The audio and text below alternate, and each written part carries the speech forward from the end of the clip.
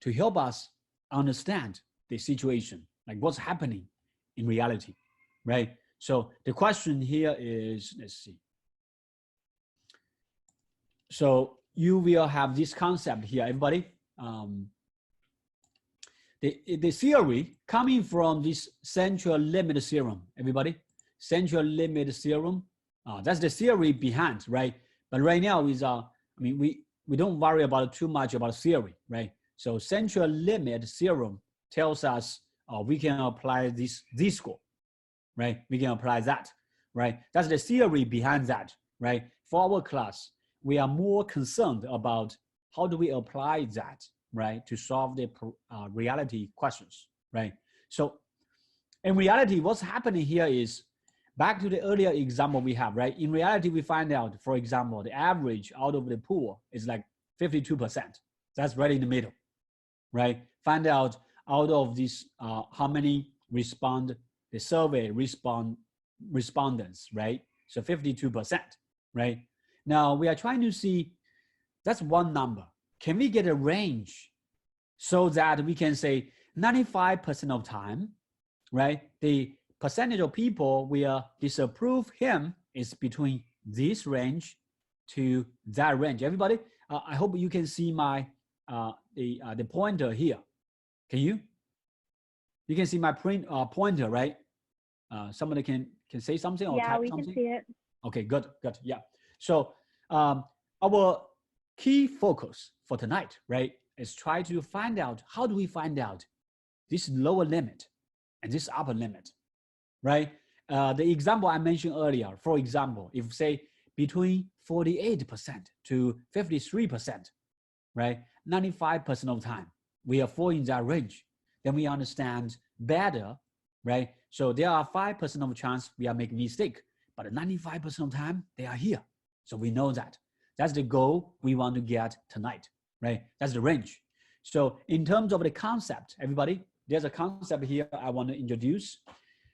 The middle point is what we find out from a sample, right? The example we mentioned earlier, 52%. Now, you can see you minus something, right? So that minus something, what do we call this? With a radius, we call this margin of error. Everybody? So you have 52% minus something, you got a lower limit, right? So minus something, margin of error. We are using the letter, small letter E here for that. Upper limit corresponding plus the margin of error. So you see that is a symmetric, is that right? You minus something, you plus something. The radius is called margin of error. So you will see some questions coming in the homework, right? In terms of concept, what's that about? The margin of error is the radius, right? And then 7.1, our first section here, what's that about? Is about the situation. Questions? Anybody has questions or, okay. If I see more noisy coming, I may mute all people, okay. Just to see, I see sometimes I hear some background. A dog is bugging, okay. Anyway, so 7.1, what we are going to deal with here, right? 7.1 here, we are going to deal with the situation when the sigma is known, right? So you remember what's the sigma we are talking about? Is the standard deviation coming from population, right? So in other words, if we are given sigma, we will have a formula for that. So the formula is given this one here, everybody. So what's happening? You see that formula here we have, right? Compare with the picture, the 52%, that's the sample average, everybody. You see that X bar here, right? That's the one, 52%. You minus something, everybody, and then 52% plus something. Everybody, if I ask people, right, what is the margin of error for this case here? What would you say?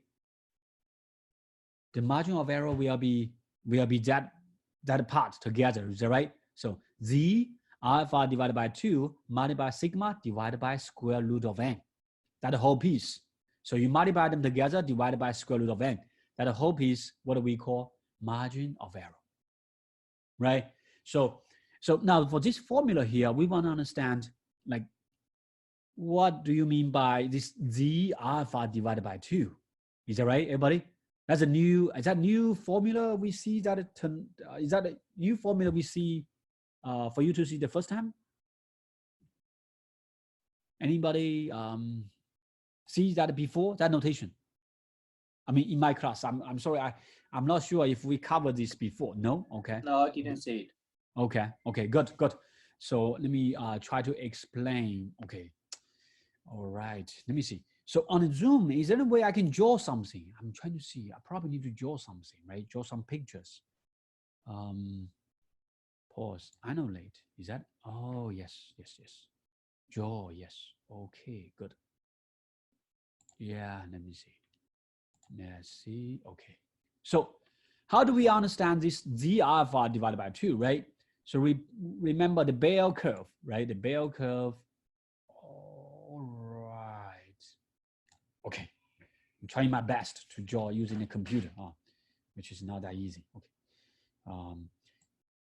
All right. Yes.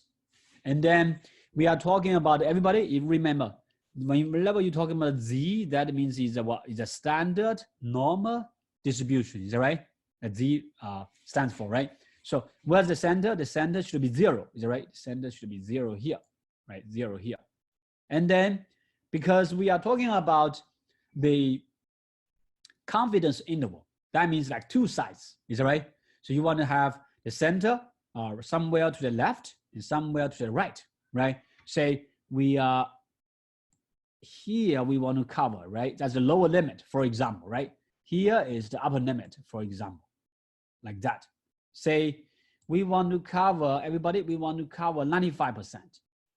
That means like 95% of the time they are here. So that transform to the bell-shaped curve will be 95% in the middle.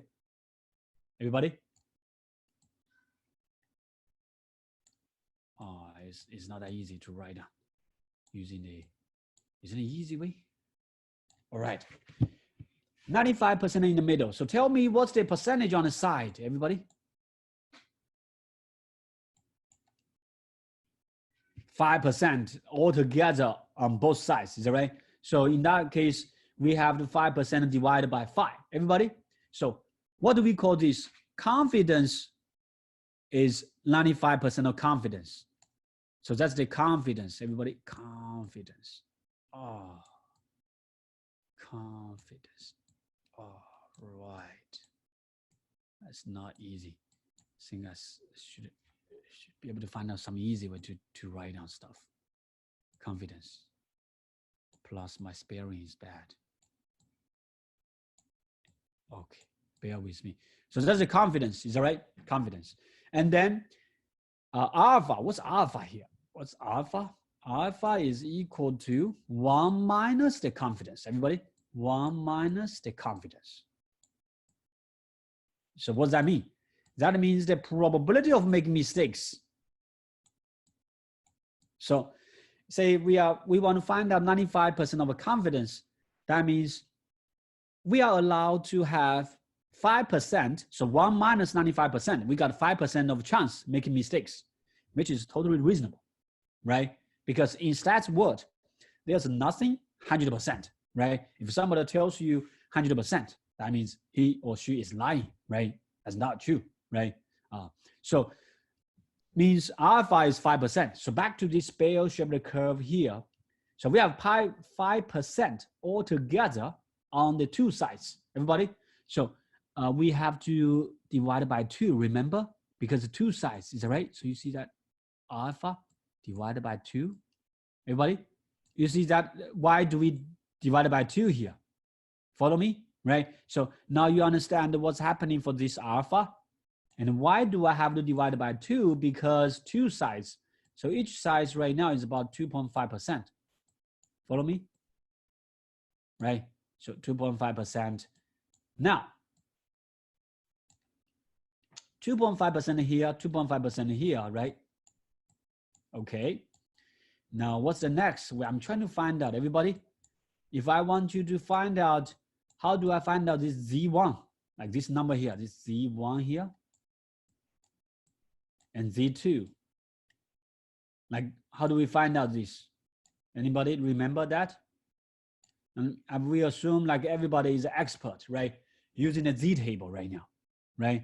So in terms of notation, right? This notation here is alpha divided by 2. Now you understand why do we divide by 2, is that right? So what do we call the alpha? Everybody, if you want to take some notes, right? Alpha is the probability of making mistakes, right? Later on, actually, we will say alpha is the probability of making type 1 mistakes. If you study more stats, you will see like type 1 error, type 2 error. Anyway, it's okay right now if you got confused. So that alpha divided by 2 is 2.5%. Now we are trying to find out what's Z1 and Z2 here, right? So everybody, if I want to find out Z1, so I should use 2.5%, which is translate to 0.025%. Is that right? So on the Z table, where's that? All right. Where is that Z table? Yes, this table here. 0.02%. You see, I highlight that for you. You see that one here, everybody? Right? So 0.025% corresponding to negative 1.96. So that's the reason Z1 here should be what? Negative 1.96. What's Z2? Z2 should be positive 1.96. So you see, when we write down this, right, we simply write down Z alpha divided by 2 is 1.96, right? Because we put the minus in the formula, right? So you plus something, you minus something. And that something here is always positive. Everybody follow me? So that's for this case. Now you understand, if we are talking about 95% confidence interval, which number we should use, is that right? Which number we should use? Let me see, annotate, yes. There should be eraser somewhere, yes, okay. So I'm going to erase this piece here, okay, yes, right? I like that curve, I'm not going to erase that yet, right?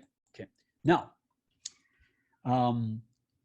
so later on for the coming homework, coming exam, you will see most of the time, we are using those 3 situations. And those 3, 95%, 90%, 99%. Like I would say, over 99% of the time, you will see one of the 3 situations happening like that. So it's quite often you will see one of the 3, right? Even sometimes people talk about confidence interval, right? They don't tell you, for example, what exactly the confidence they're talking about by default, right? If they don't mention that by default, it is 95%. Okay, so that's a default one, right? Now, everybody, so now we understand why Z alpha divided by 2 is equal to 1.96. So far, so good, right? It's coming from a Z table, right? Z table, 95% in the middle and 5% on the 2 sides. Alpha divided by 2, 2.5% each, right? Okay, so what's next here? We are continue to do, how about 90%, everybody? If I'm trying to do the 90% confidence interval, right? I'm trying to find out what's the Z alpha divided by 2, right? Y is 1.65, everybody? Right? So similarly, instead of 90%, 95% in the middle, we will have 90%, is that right? So here will become like 90% in the middle. 90% in the middle, that means 10% on the 2 sides, divided by 2, each side is 5% here, 5% here. So you see that alpha divided by 2 is about 5%. And then if here is a 5%, from a Z table, help me find out what's the corresponding Z1, Z2. So you will see like 1.65, right? Similarly, if it's 99%, everybody, if it's 99% in the middle, everybody just like 100%, that's pretty close, is that right? Right? Then it should be like 1% on the side. So usually that 1% is like very to the tail, like very small. Like this Z should be like somewhere here, right? Z1, 99%. So corresponding, you will find out that it's like 2.58. So in other words, here's a negative 2.58. Here's a positive 2.58. It's more go to the tail, go to the tail, go to the tail, right? Because you want to cover more in the middle, right? So that's the concept, the idea in terms of the confidence interval. So for our class, you will see just 3 formulas to use, right? So I think on the exam formula page, you will have, I mean, this one here, the 1.96, 1.65, and 2.58, all those 3. So far, so good. So before we go to the next page, any questions? Good. Or most of you are sleepy. I hope not, right? I mean, it's our first class, okay? All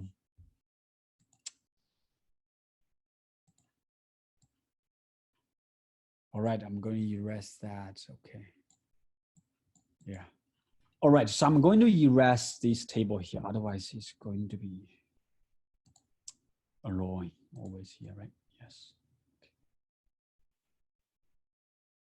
All right, so this paragraph here is trying to explain like why do we have to divide by 2, right?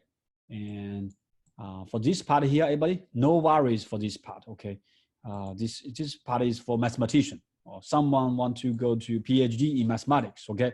And read this one, okay? Otherwise, you don't have to worry about that. This one here, right? So no worries for that. It tells you how come we have this formula, right? Remember previously, like I show you the formula directly. Is that right? You may wonder why we do have this formula. I mean, how do we derive this? And that involves some mathematics calculation, the logic behind that, right? Some algebra, right? So for our class here, you don't have to worry about that, right? You will be given the formula. You don't have to worry about that. Now, this paragraph here, y divided by 2. So we explain that, right? And then alpha, what do you understand? For the alpha is the probability of making mistakes. So if it's 90% confidence, everybody, what do you say the probability of making mistakes could be? We are allowed. It's about 10%, right? So that's the reason usually we say confidence is like 90%, 95%, or 99%, right? We don't say confidence is like 10%, 20%. No, we don't say those one, right? I mean, intuitively it should be making sense, right? All right, so that's about this paragraph here. Okay, let's go to some examples, right? So that we can understand better. So this first example here, we got some sample, right? So you will see for all the examples we are given, right? I mean, from the homework, from the exam, from now on, we will always be given some sample. Some sample tells you what's happening out of this sample. Like here, they are trying to study, like take how many days to sell a car from a dealer, right? So to get that estimate, you need to give me some information, some data set, right? Say, from the sample, you find out the dealer usually takes, from the particular dealer here, the sample here, takes 54 days, right? For the dealer to sell on average 1 car. And how many cars in the sample they consider? 50 cars. So that's the sample. 50 cars on average took 54 days to sell, each one. So that's the sample we are given. We are trying to understand what's our goal here is based on that 50 cars, right? Can we get an estimate? Estimate in terms of what? In terms of now we know in the middle is what? In the middle is like 54, right? 54 is in the middle, right? We're trying to find out 95% of confidence interval. So what's the lower limit? What's the upper limit? So that 95% of cars, everybody, 95% of cars, right? They will be sold between this many days to that many days. So that's our goal, right? So we're trying to find out here. Now, let's see, how do we find out this? So what we are going to do here is, we know the middle is right, the 54 in the middle, that's the sample average. Everybody, there's a bar here, I forget, right? Sample average, right? So minus using the formula we just learned, right? The formula we just learned is this one. All right, this formula here, right? X bar minus something, X bar plus something. X bar, we know the sample average, 54, right? And then let's see. Bear with me, kind of dizzy when I'm moving the slides here. Okay, now, should I erase that? Yes. Okay. Now, how do we apply the formula, right? So we have applied the formula here. So X bar minus something, X bar plus something, right? And everybody, tell me, why am I using 1.96 here? Because 95%, right? Brandon, you got that right. Good. Senzi is also right. Yes, 95%. That's right. Because 95%, we are using 1.96, right? What if in the question they say 90%? 90%, then should be the other number we are talking about is like 1.65, is it right? 90%, 1.65, right? Then you are using that number, right? If people ask 99%, 2.58, right? Now, let's see where we are here. Okay. Okay, looks complicated. Okay, sorry for that. I'm trying to simplify this. So now we plug the formula, right? We plug the formula with sample average 54 in the middle, right? So 54 minus 1.96. Well, that number, we know that, everybody. Is that right? 54 plus 1.96. Okay. What's sigma here is given? Is the, what do you call this? Sample average. Everybody is given. So that information usually should be given, right? So the standard deviation, right? Sigma, 6 days. 6 days. So you plug sigma equal to 6. What's the n here? N is the sample size. How many sample size? How many cars? N is equal to 50, right? So everybody on the homework, on the exam, right? So try to write down those numbers. I'll try to write down this on the side, right? So you don't get confused, like, oh, well, we should plug which number, right? In the past, I got the feedback, like someone, will literally happen, someone plug the number into the wrong position, right? So by plug the number here, we find out 95% of time what's the confidence interval, right? Between 52.3 to 55.7. So what do we say for that, right? We say 95% of time, right? Or you can say 95% of cars will be sold between 52.3 days to 55.7 days. That range, right? That range will cover, I mean, not every car, but we will cover 95% of car. That statement will be true, I mean, based on the assumption that, like, based on a sample, that sample is very, very, if we say that 50 cars is a good representation of all the cars from the dinner, right? Then we are getting that results. So there are certain assumptions here, right?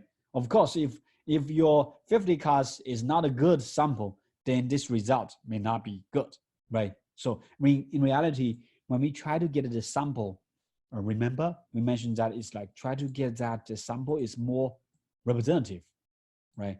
As so that means we will be more close to the truth, to the fact. So far, so good for everybody from the example number 1. Am I going too fast?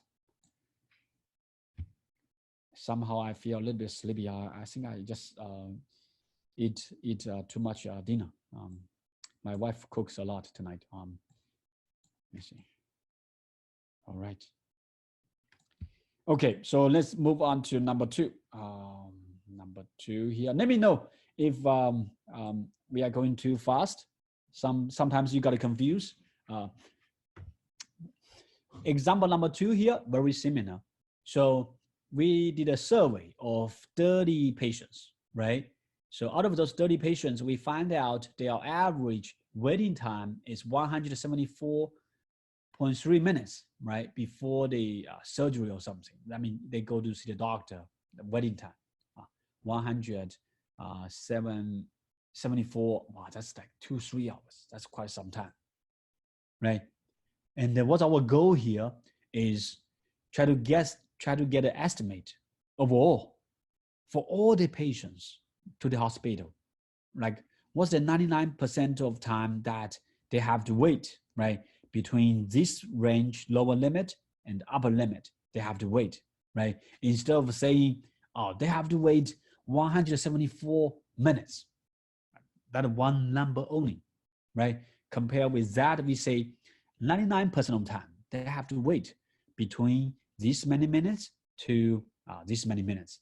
I think nowadays, if you call for example, those bank, like those operator, is that right? Before the operator pick up the phone, usually say, they give you say you have to wait 5 to 10 minutes. They give you a range, is that right? Similar idea, that range we are trying to get here. So how do we find out this range? What's the lower limit? What's the upper limit, right? So that's the similar idea here. We are using the same formula here. We have everybody X bar given, sample size, sigma, which is the population, standard deviation. So we plug into the same formula, everybody. There's an X bar here, X bar here. If you print out, you can write down this X bar here, X bar here. I don't know why I keep forgetting that. So now after we plug these numbers into the formula, right? Sigma is given, everybody, you see, given standard deviation here. Let me see, how do I get this? Oh, yes. This one, right? Given standard deviation, right? That part is always given here. Otherwise, we got stuck, is that right? So we plug all the numbers. We got 152.4 minutes to 196.2 minutes. And then we say, after we got this number, what do we say, right? We say 99% of patients, or you can say, essentially they are equivalent, say 99% of time, the patients has to wait between 152 minutes to 196 minutes. Or you can say 99% of patients will have to wait between this to that. Is that clear? Any questions?